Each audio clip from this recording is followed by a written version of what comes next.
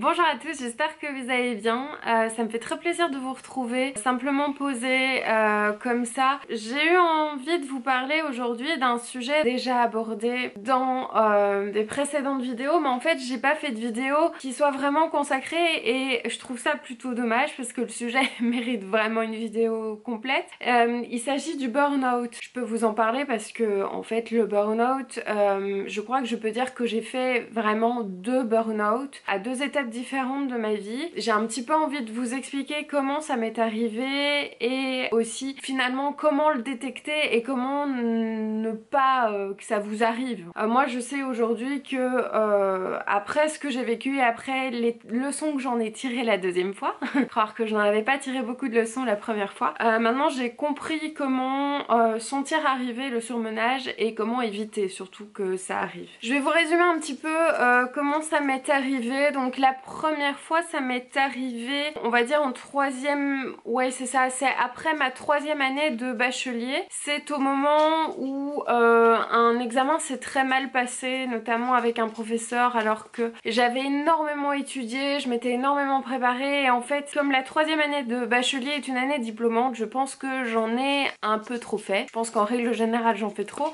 mais là j'en ai vraiment trop fait. Je ne me suis pas épargnée, j'ai pas pris le temps de décompresser, de me reposer. Et conclusion, quand cet examen s'est très mal passé et que j'ai failli recommencer mon année de bachelier, en fait il s'est passé un tas de choses un peu étranges dans ma tête. Déjà je me suis énormément dévalorisée. En fait les vacances n'ont pas été des vacances pour moi, j'ai pas réussi à décompresser, mais déjà parce qu'il y avait eu toute la partie délibération avant d'obtenir quelque chose. Ce qui aurait dû être un soulagement ne l'a pas été et j'ai recommencé l'année suivante sans avoir soufflé, sans avoir relâché la pression. J'ai eu l'impression en fait au départ de maîtriser et je me suis rapidement rendu compte que c'était pas le cas du tout. C'est comme ça que j'ai commencé à avoir des symptômes physiques assez surprenants, enfin pour moi, parce que je connaissais pas le fait de faire des grosses crises d'angoisse, avoir l'impression d'étouffer, de faire des palpitations, etc.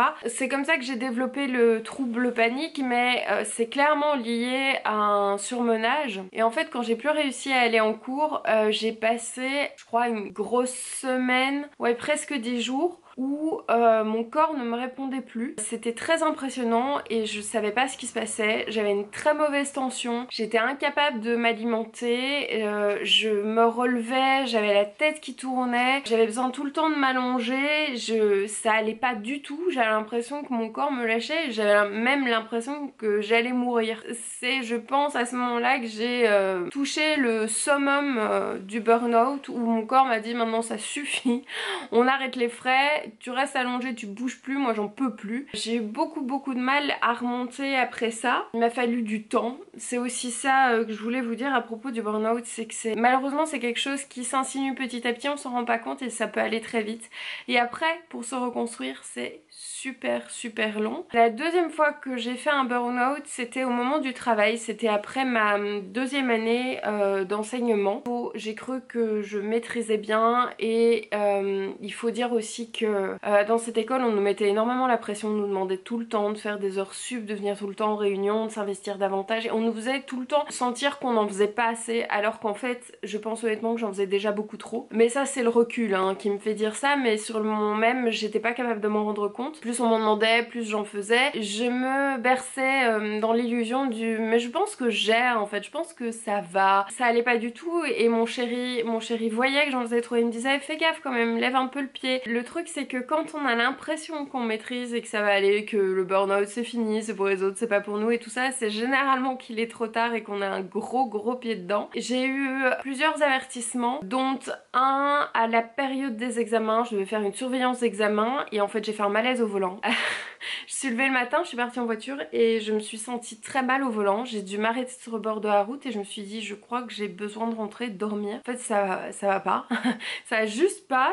Je sentais que mon corps me disait aujourd'hui on va un petit peu se reposer. Ça a été comme ça difficile de nouveau à la période de mai parce qu'il y a eu les vacances de Noël, ça allait un peu mieux et puis ça a recommencé. Là c'était une grosse période et j'ai de nouveau eu le corps qui m'a fait plusieurs fois des avertissements. J'ai beaucoup maigri à cette époque là parce que j'étais tellement speedée en fait que j'arrivais pas à manger. Alors je trouvais que ça m'allait très bien de maigrir, j'étais contente, mais j'étais tellement speedée que le matin je prenais pas vraiment le temps de manger, etc.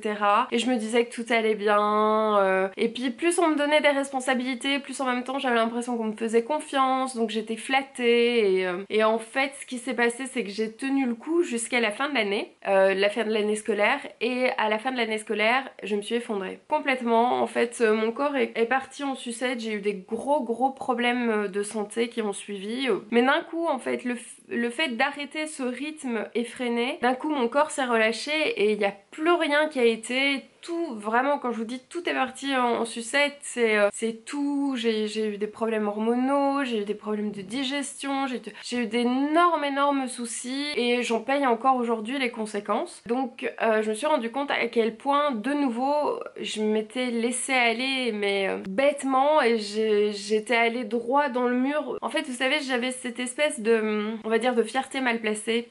Une espèce de... J'ai déjà fait un burn-out, maintenant ça suffit, moi je suis pas une petite nature, il y a des gens qui supportent bien pire, je vois pas pourquoi moi j'y arriverais pas. Et ça, hein, je pense que ça m'a empêché de le voir arriver une deuxième fois. Par contre, je pense vraiment qu'aujourd'hui j'ai compris la leçon. Quand je sens que j'en fais trop, parce que c'est une tendance chez moi, je suis tellement perfectionniste que j'y vais à fond et que je suis capable, vous savez, d'enchaîner des heures et des heures de concentration sans m'arrêter, de me mettre un planning que je respecte à la lettre, et finalement je ne m'arrête que quand je sens que mon corps me dit bon ça suffit maintenant, t'es crevé, tu vas te dormir, tu vas te reposer. Et en fait maintenant j'écoute davantage les signaux, parce que on a des signaux, le corps envoie des signaux, mais à l'époque j'étais pas capable de les entendre, de les suivre. Je les ai analysés en fait par après. Je vous dis par exemple cet épisode où j'ai fait un malaise au volant, il y en a eu d'autres, des épisodes dans le genre, et maintenant je les vois, maintenant j'y fais attention, et maintenant je peux dire ah ouais non mais faire gaffe quand même à ça. Et donc aujourd'hui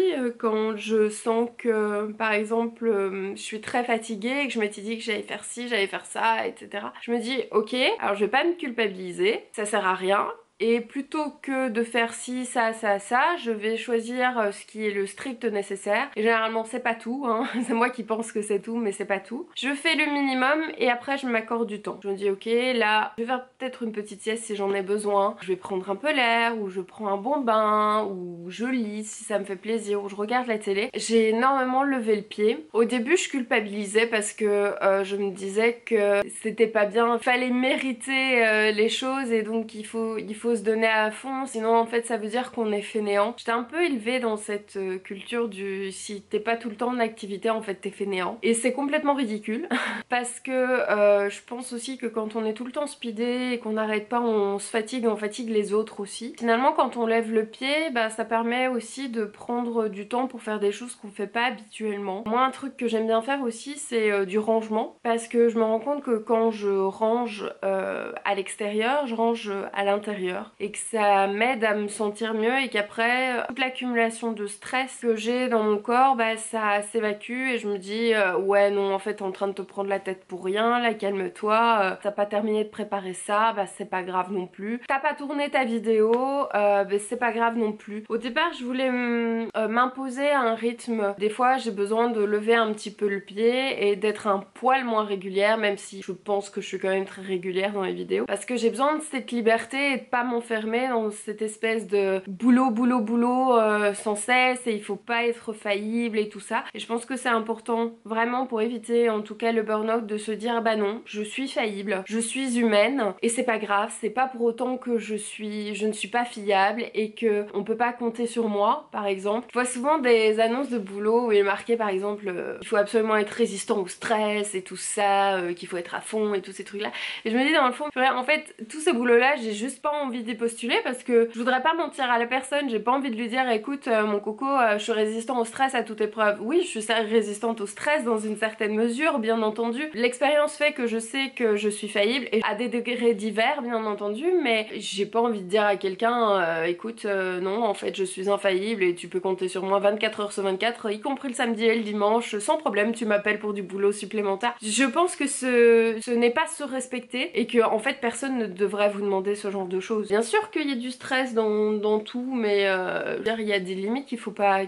dépasser. Et c'est important aussi, d'une part pour qu'on fasse bien son boulot, et d'autre part pour son épanouissement personnel. Je pense que c'est important de ne pas mettre ça à la trappe et se dire j'y penserai plus tard. Genre maintenant je travaille beaucoup tant que je suis jeune et tout ça, et puis la famille et tout ça, j'y penserai plus tard. On n'a qu'une vie, le bonheur c'est maintenant qu'il faut y penser. Moi j'ai cru que tant qu'on était jeune, on avait la santé, on était fort, on était grand et tout ça, tout allait bien. Et en fait non, il n'y a pas d'âge pour tomber en épuisement du tout. Non, moi j'ai décidé que fallait prendre soin de soi dès maintenant, peu importe votre âge. Il faut se ménager du temps pour soi, il faut pouvoir lever le pied et il faut pouvoir dire non. Et je pense que c'est ce que je n'ai pas réussi à faire dans mon boulot, c'est pouvoir dire non. Et c'est pas un crime de dire non, c'est pas pour autant qu'on a un mauvais employé. Et si jamais votre patron vous menace de vous renvoyer parce que vous avez dit non à quelque chose qui était trop, à votre avis, ce type vaut juste pas la peine et je sais même pas ce que vous foutez là-bas. Franchement c'est vrai, c'est pas facile de dire non parce qu'on voit par exemple les autres qui disent oui, parce qu'on commence à se remettre en question, parce qu'on a peur de perdre son travail, etc. Et pourtant je pense qu'on a d'autant plus de valeur et qu'on se fait d'autant mieux respecter quand des fois on dit non et qu'on dit écoute moi je suis engagée pour ça, je veux bien faire ça mais je ne veux pas dépasser de mes heures parce que j'ai besoin aussi d'avoir du temps pour moi, parce que si tu veux que je sois efficace au boulot ici, que je sois quelqu'un de performant et que tu tires le meilleur de moi, eh ben il faut que je lève aussi un petit peu le pied et que je prenne du temps pour moi. Finalement c'est dans l'intérêt de votre patron aussi hein, mais je vous le dis, c'est comme ça qu'arrive le burn-out et c'est comme ça qu'on ne le voit pas arriver. C'est un petit peu comme ça que je pense qu'on s'en prémunit le mieux. Bah n'hésitez pas à me partager dans les commentaires si vous aussi ça vous est arrivé des histoires de burn-out, une fois, deux fois, trois fois, j'espère pas trop non plus. Si vous avez des astuces vous aussi pour détecter quand vous commencez à être en surmenage et qu'il faut lever le pied. J'espère que cette vidéo vous sera utile. C'est un peu façon story time, c'est un mix entre je vous raconte un peu comment ça s'est passé et un petit peu comment s'en sortir, mais je trouvais ça sympa de vous en parler de cette manière-là et de manière spontanée. Donc n'oubliez pas de liker la vidéo si elle vous a plu, de vous abonner à la chaîne et de cliquer sur la petite cloche, de me rejoindre sur les réseaux sociaux comme d'habitude. Je vous fais plein de gros bisous et je vous dis à très bientôt dans une prochaine vidéo.